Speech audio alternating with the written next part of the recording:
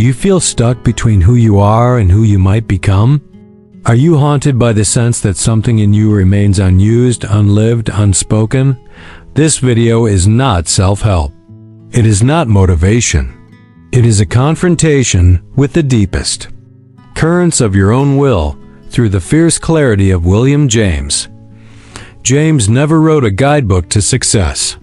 He wrote about the raw material of the soul: habit, attention, belief, effort.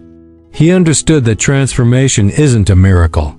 It's a discipline. That becoming someone new means wrestling with yourself, day after day, in silence, in doubt, and moments no one else sees. In this video, we explore the personal development insights hidden within James' psychology and philosophy. You'll discover not life hacks, but life commitments. Not tricks, but truths. The kind that demand your participation. James teaches that you are not a fixed entity. You are a process, a becoming. And the will to change is not just possible, it is sacred. From the formation of new habits to the moral weight of a single decision, James shows how personal growth is not about perfection, but about effort with meaning.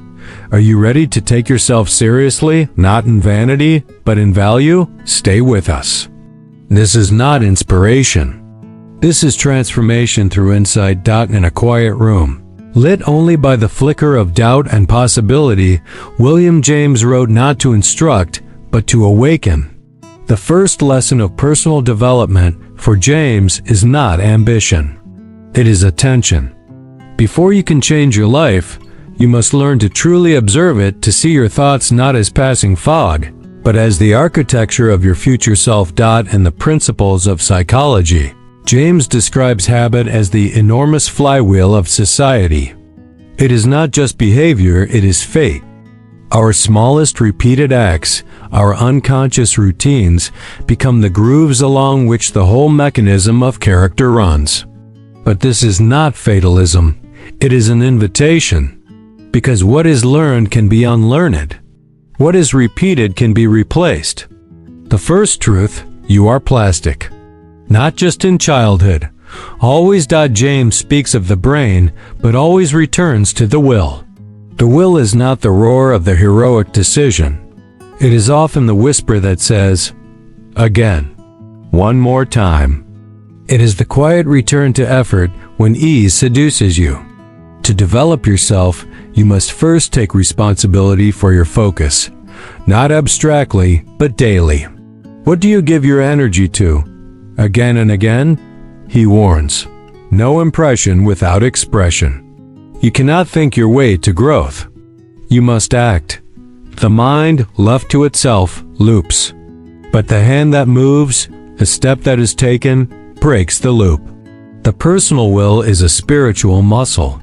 It grows through resistance, not by chance, but by the weight of deliberate repetition. And here is where change begins, not with grand resolutions, but with the decision to be a different kind of witness to your own life, to interrupt the automatic, to wake up in the middle of your patterns and choose.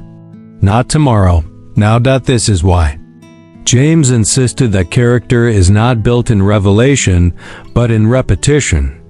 You become what you do often enough to believe it matters.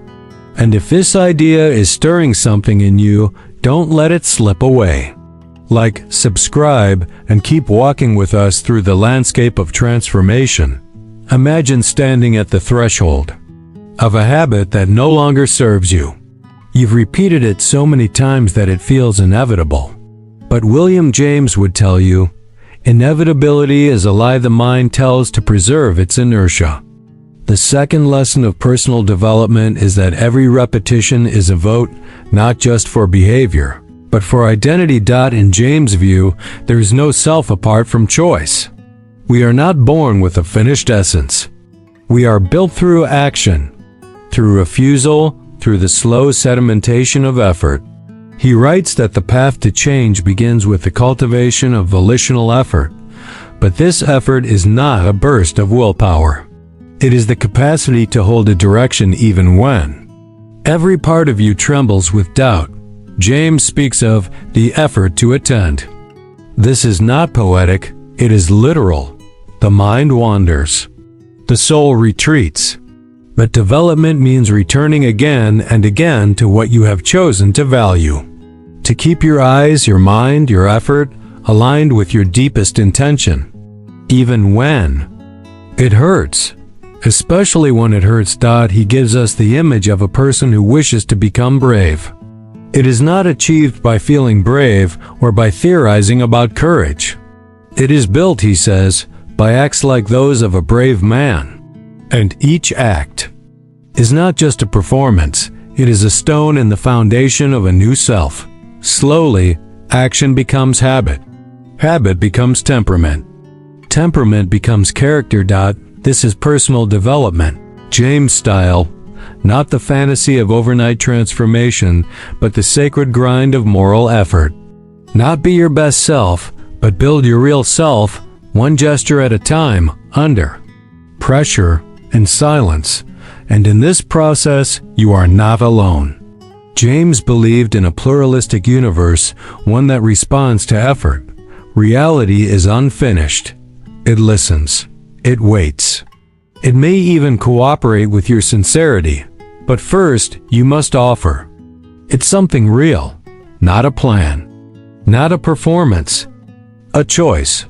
There is a profound silence that comes before transformation, not the silence of peace, but the silence of internal confrontation. William James understood this space well. He did not see change as a sudden burst of inspiration. He saw it as the unfolding of inner war, between habits and hopes, between fears and ideals, between the known self and the possible one. This is where personal development meets moral drama. James believed that each person contains a number of possible selves, and that life consists in choosing which of them we shall actualize. But here lies the paradox. We must choose without full knowledge. We must act before the new self feels real. We must leap, even when nothing inside us says we are ready. In his psychology, James describes how attention can be trained and how emotional energy can follow that attention. In his philosophy, he shows us that belief itself can be a form of action. He urges us not to wait until we feel different, but to live as if we already are. Act as if what you do makes a difference, he writes, because it does. This as if is not pretense, it is pragmatism. It is the bridge between the life you have and the life you are building. You do not become courageous by thinking about courage. You become courageous by acting as if courage is already yours. You do not become disciplined by admiring discipline. You become disciplined by moving your hand, your eyes, your body toward the thing you said matters. And slowly, without fanfare, you change. James knew this from within. He suffered deeply. He doubted often. He battled inertia not through brilliance, but through the daily return to effort. His greatness was not in having the answers. It was in refusing to give up the questions. So now, we return to yours. What kind of self is trying to be born in you? Not the ideal self. Not the admired self. The real one, the one whose voice you keep ignoring. There is a moment in every journey of transformation when the will alone is not enough. When discipline falters and clarity fades. When the soul aches not for more effort, but for more meaning. William James knew this terrain intimately. And it's here, precisely here, that personal development becomes something deeper, a spiritual act. In the varieties of religious experience, James turns from action to vision. Not because he abandons the pragmatic, but because he understands that even our most heroic efforts need direction. We cannot change ourselves unless we believe deeply, even irrationally, that change matters. He studies those who suffer, those who convert, those who rise from inner ruins not with triumph, but with a deeper tenderness for life. And what does he find? That transformation is not always visible. that it may take the form of a quiet rearrangement of values, a shift in inner gravity, a new loyalty to the parts of the self we once dismissed. This is where belief enters, not as doctrine, but as commitment. Not as certainty, but as orientation. James argues that even when we cannot prove a higher purpose, we may need to live as if one exists. Not for metaphysical reasons, but for existential ones. So we ask, what belief are you living from right now, and is it large enough to carry the person you are becoming? This question, James says, is not optional. Because if you don't choose a belief that expands you, you will inherit one that limits you. You will shrink into borrowed answers, default habits, inherited fears. Real personal development, for James, demands that we choose our vision of reality as carefully as we choose our goals. Because the shape of your effort is determined by what you believe effort can achieve. And the soul, he knew, needs a horizon. There is a quiet revolution in the way William James speaks about attention. Not as a passive gaze, but as a moral act. To attend to something, he says, is to give it reality. To ignore something is to banish it from the field of the real. And so, in James' psychology of personal development, attention becomes the lever by which we lift or lose ourselves. Every moment of attention is a vote. Every act of focus, a declaration of value. If you spend your days absorbed in fear, in distraction, in bitterness, you are not just wasting time, you are forming a self. James insists that what we attend to becomes who we are. This is not metaphor. It is spiritual physics. He tells us, my experience is what I agree to attend to. And so the question arises, what are you agreeing to attend to? What stories, what memories, what ideals? What possibilities have you refused to see simply because your attention was held hostage by habit? This is not about productivity. It is about moral clarity. James gives us a vision of personal development that is fierce, not flashy, a daily ethics of attention. He offers the possibility that changing your life may begin with a single shift. What you choose to notice. He writes of the power of effort, but he makes clear that effort begins in the mind. The refusal to drift, the insistence on meaning, the decision to direct consciousness, even for a moment, toward what matters most. This is why personal development in James' world is not a ladder, it is a loop. You return, again and again, to the places where your attention falters. And each return is a renewal of the self you're becoming. There is no breakthrough without repetition. No transformation without the patient, invisible practice of choosing again and again to attend to what is real. In the stillness that follows effort, in the quiet hours where progress cannot be measured, a deeper force is at work, the formation of temperament. William James saw this clearly. He knew that the self is not only what we think or do, but how we bear the world, how we endure, how we respond, how we continue. Temperament, in James' view, is the deep tone of our character. Not fixed, but slow to change. It is shaped by repetition, yes, but also by vision, by struggle, by the way we narrate our own becoming. Personal development, then, is not simply about goals. It is about tone. What mood, what music does your life carry? He does not flinch from the weight of sadness. He does not deny the existence of despair. Instead, he asks us to integrate them, to use them. He writes of the sick soul, the one who sees evil, futility, contradiction, and still chooses to affirm life. This, he says, is not optimism. It is courage. James teaches that our growth does not lie in avoiding suffering. It lies in whether we can extract from suffering some deeper strength, some tenderness, some moral insight. In this sense, development is not escape. It is deepening. He asks, what kind of person are you becoming? Not when things go well, but when they don't? Who are you under pressure? and fatigue and disappointment.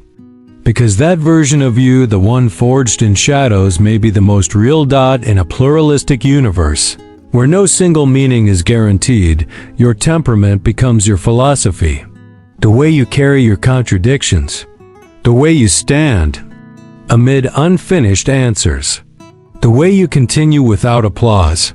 This is the test of development. Not whether you shine, but whether you persist. Whether you keep faith with the effort, even when the results vanish. Whether you become slowly, not perfect, but real. James never promised resolution. He promised possibility. And that possibility lives not in the future, but in the now-in. The trembling space between desire and discipline, between idea and act. The next lesson in his vision of personal development is perhaps the most paradoxical, that the self is not something we find, but something we author. To live as a creator of selfhood is to resist the notion that identity is inherited or discovered, or granted. James tells us, you must write your own moral biography, day by day, gesture by gesture, decision by decision. There is no script, only authorship. This authorship is not solitary. It is shaped by context, community, history. But it is also radical in its freedom, because at any moment you can begin again, not from scratch but from attention, from refusal, from the smallest act of saying, not this. I will become something else. James believed that belief is itself a creative act, not the passive acceptance of an idea, but the active participation in a possible world. To believe you can change is not naive. It is the first step in making that change real, because belief alters effort. Effort alters experience. Experience alters self, and so we live inside a feedback loop of becoming. He reminds us that the universe is still in process, that reality is not closed, and that we, as participants, have a say not in how the world is, but in how it becomes. That is the radical moral weight of personal development. Your transformation is not private, it is cosmic.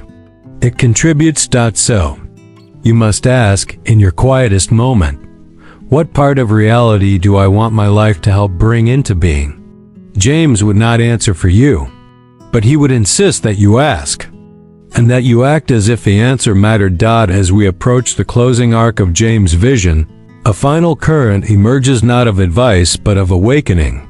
Personal development, he shows us, is not about mastering life. It is about meeting life more honestly. It is not about control. It is about contact. James teaches that every moment offers a fork, not a dramatic one, a quiet one. The choice to repeat or to revise, to drift or to decide. And each small fork, invisible though it may be, accumulates into a soul. This is where the true struggle lies, not in knowing what to do, but in doing it while surrounded by noise, fatigue, fear. James knew this well. His own journals reveal a man constantly at war with his lower tendencies. But he never let failure become his final word. He returned. He revised. He re-entered the fight. And this is the final lesson. Personal development is not a staircase. It is a spiral. You will revisit the same fears, the same habits, the same shadows.